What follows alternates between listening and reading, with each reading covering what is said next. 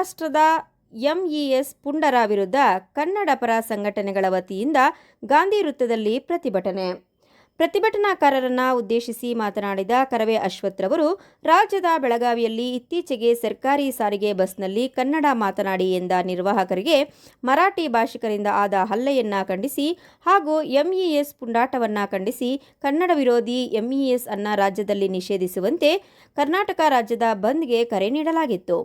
ಆದರೆ ಎಸ್ಎಸ್ಎಲ್ಸಿ ಪರೀಕ್ಷೆ ಹಾಗೂ ಯುಗಾದಿ, ರಂಜಾನ್ ಹಬ್ಬಗಳು ಇರುವುದರಿಂದ ಹಾಗೂ ಸಾರ್ವಜನಿಕರ ಹಿತದೃಷ್ಟಿಯಿಂದ ಬಂದ್ ಅನ್ನು ಹಿಂಪಡೆಯಲಾಗಿದೆ.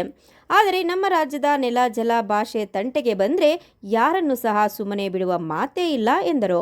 ಸರ್ಕಾರವು ಎಂಇಎಸ್ ಪುಂಡರನ್ನ ಮಟ್ಟ ಹಾಕಬೇಕು. ನಮ್ಮ ರಾಜ್ಯ ಸರ್ಕಾರವು ಈ ಕೂಡಲೇ ಎಚ್ಚೆತ್ತುಕೊಳ್ಳಬೇಕು ಎಂದರು. ತಾಲೂಕಿನ ಕನ್ನಡಪರ ಸಂಘಟನೆಗಳ ವತಿಯಿಂದ ತಹಸೀಲ್ದಾರ್ ಹಾಗೂ ಆರಕ್ಷಕ ವೃತ್ತ ನಿರೀಕ್ಷಕರ ಮುಖಾಂತರ ಸರ್ಕಾರಕ್ಕೆ ಮನವಿ ಸಲ್ಲಿಸಲಾಯಿತು. ಇದೇ ವೇಳೆಯಲ್ಲಿ ಉಪಸ್ಥಿತರಿದ್ದ ನವೀನ್, ಬಾಲಕೃಷ್ಣ, ಪ್ರಭು, ಚಿತ್ರಂ, ಶ್ರೀಧರ್, ರತ್ನಂ, ರಾಜು, ಲಕ್ಷ್ಮಿ ಇನ್ನೂ ಹಲವು ಕನ್ನಡ ಪರ ಹೋರಾಟಗಾರರು ಉಪಸ್ಥಿತರಿದ್ದರು. ವರದಿ ಕೃಷ್ಣಮೂರ್ತಿ, ಕಿಟ್ಟಿ. ಮನವಿ ಪತ್ರವನ್ನು ಸಲ್ಲಿಸ್ತಾ ಇದ್ದೀವಿ. ಕಾರಣ ಏನಂತ ಹೇಳಿದ್ರೆ, ನಾವು ಕರ್ನಾಟಕ ಬಂದ್ ಮಾಡಬೇಕು ಅಂತ ನಾವು ಸಂಘಟನೆಗಳಲ್ಲಿ ಮನವಿ ಮಾಡಿದ್ವಿ ಹಾಗೂ ಪೊಲೀಸ್ ಅವರು ನಮ್ಮ ಮನವಿಯನ್ನು ತಗೊಂಡಿದ್ರು. ಆದರೆ ಕಾರಣಾಂತರಗಳಿಂದ ಗೌರಿಬಿದನೂರು ತಾಲೂಕಲ್ಲಿ ನಾವು ಬಂದನ್ನು ಬಿಟ್ಟು ಮನವಿ ಪತ್ರವನ್ನು ಕೊಡ್ತಾ ಇದ್ದೀವಿ. ಕಾರಣ ಏನು ಅಂತ ಹೇಳಿದ್ರೆ, ಎಲ್ಲ ಮಕ್ಕಳಿಗೂ ಇವಾಗ ಪರೀಕ್ಷಾ ವೇಳೆ ಆಗಿದೆ.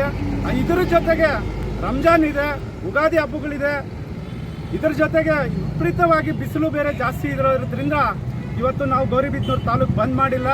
ಸಾಂಕೇತಿಕವಾಗಿ ನಾವು ಮನವಿ ಪತ್ರವನ್ನು ಕೊಡ್ತಾ ಇದ್ದೀವಿ. ಎಲ್ಲ ಸಂಘಟನೆಗಳ ಪರವಾಗಿ ನಾವು ಸಂಘಟನೆಗಳ ಪರವಾಗಿ ಏನಂತ ಹೇಳಿದ್ರೆ, ಸರ್, ಬೆಳಗಾವಿ ನಡೀತಾ ಇರ್ತಕ್ಕಂಥ ಕನ್ನಡಿಗರ ಮೇಲೆ ದೌರ್ಜನ್ಯ ಆಗ್ತಾ ಇದೆ.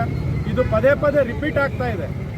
ದಯವಿಟ್ಟು ಅವ್ರ ಮೇಲೆ ಕಠಿಣವಾದ ಕ್ರಮವನ್ನು ಸರ್ಕಾರ ತಗೋಬೇಕು.